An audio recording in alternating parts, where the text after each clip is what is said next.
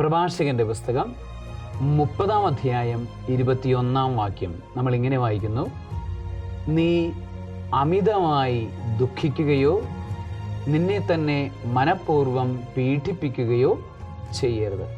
അമിതമായി ദുഃഖിക്കുന്നത് അത് മനഃപൂർവ്വമുള്ള ഒരു പീഡനമാണ്, സ്വയം പീഡനമാണ് എന്ന് വചനം നമ്മളെ ഓർമ്മപ്പെടുത്തുകയാണ്. ചില ആളുകൾ എപ്പോഴും ദുഃഖിച്ചുകൊണ്ടിരിക്കുന്ന പ്രകൃതമാണ്.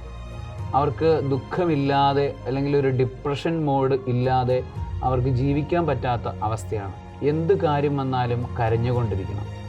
അത് ഒരു ആത്മീയമായ നല്ല നിലയിലുള്ള അവസ്ഥയല്ല, അത് സ്വയം പീഡനത്തിൻ്റെ അവസ്ഥയാണ്.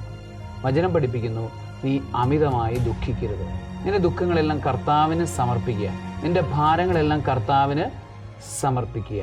ദുഃഖം പ്രാർത്ഥനയായി തെറ്റിദ്ധരിക്കാനായിട്ട് പാടില്ല. ഉത്കണ്ഠകൾ പ്രാർത്ഥനയായിട്ട് തെറ്റിദ്ധരിക്കാൻ പാടില്ല. വചനം പഠിപ്പിക്കുന്നു, ദുഃഖം തന്നെ പീഡിപ്പിക്കുന്ന അവസ്ഥയാണ്.